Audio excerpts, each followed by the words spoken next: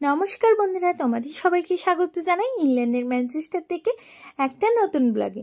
আজকে বারটা হচ্ছে তোমার শনিবার, আর তিনজনেরই আজকে ছুটির দিন। তিয়াসের সকাল সকাল ঘুম থেকে উঠেই আবদার হচ্ছে বাবার কম্পিউটারে বসে বাবির মতো করে এখন নাকি ও রাস্তার ডিজাইন করবে। এখনো কিন্তু আমরা সকালবেলায় উঠে এখনো নিচে ব্রাশ করতেও যাইনি। আমরা যে বেডরুমে শুই সেখানেই সঙ্গীতের এই যে অফিসের কম্পিউটারের সেট আপটা রাখা আছে, তা সেখানেই ওর এখন আবদার।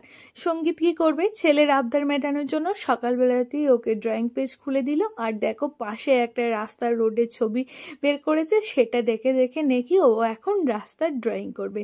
বাবি এইরকমই রোড বানায়, এখন ওরও ঝোঁক হচ্ছে বাবির মতো বসে বসে এখন রোড বানাবে।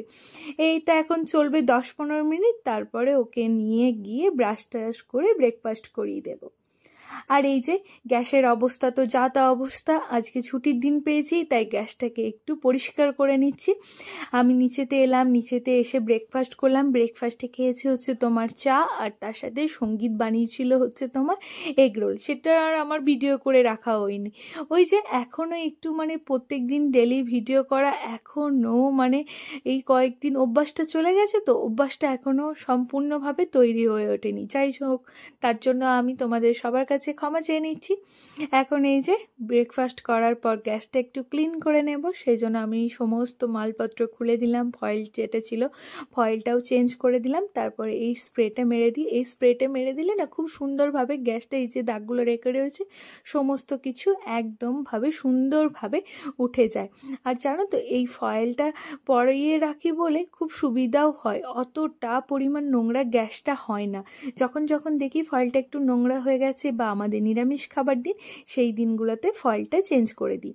দেখো খুব সুন্দরভাবে গ্যাসটা পরিষ্কার হয়ে গেছে, নিচেটাও মুছে নিয়েছি, ওপরে দেয়ালপত্র পরিষ্কার। এখন এবার ডাকবো হচ্ছে সঙ্গীতকে। সঙ্গীত ছাড়া হচ্ছে আমি একদমই অচল বলতে পারো, কারণ এই দেশে আছি আর মিলেমিশে যদি দুজনা মিলে না কাজকর্ম করি একদমই চলবে না।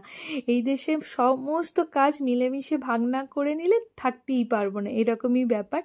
তার সঙ্গীতকে ডেকেও নিলাম। আমি এরকম গ্যাসটা পরিষ্কার করে দিই আর ও সুন্দর করে ফয়েলটা পরিয়ে দেয়, কারণ এই ফয়েল পরানোর ব্যাপারটাও খুবই ভালো পারে, বেশ পাকাপুক্ত বলতে পারো।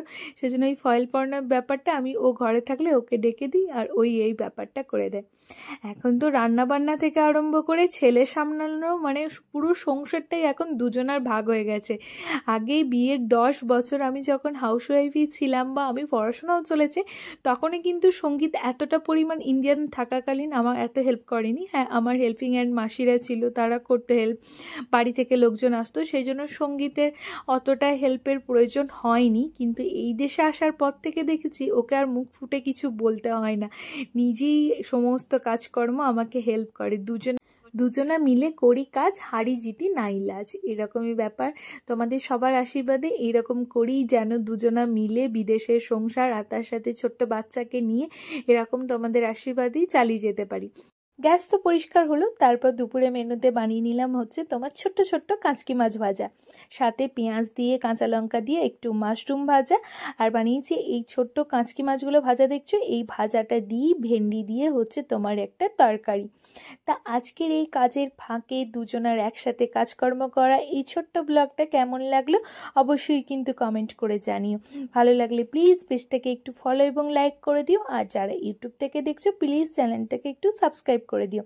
তোমাদের সবাইকে অসংখ্য অসংখ্য ধন্যবাদ এত এত ভালোবাসা আমাদেরকে দেওয়ার জন্য। আর জানো তো খুব শীঘ্রই আসতে চলেছে একটা দারুণ সুখবর, সেটা তোমাদের সাথে পরবর্তী ব্লগেই শেয়ার করব। একটা বিশাল সুখবর, তোমরাও শুনে আশা করি সবাই অনেক আনন্দ পাবে, তার জন্য পরবর্তী ব্লগে একটু ওয়েট করতে হবে। আজকের ব্লগটা এখানেই রাখছি, খুবই ছোট্ট একটা ব্লগ হয়ে গেল। কেমন লাগলো এই ছোট্ট ব্লগটা অবশ্যই কিন্তু কমেন্ট করে জানিয়ে। তোমরা সবাই ভালো থেকো, সুস্থ থেকো, টাটা, বাই বাই। কালকেই দেখা হবে দারুণ একটা খবর নিয়ে, দারুণ একটা ব্লগ।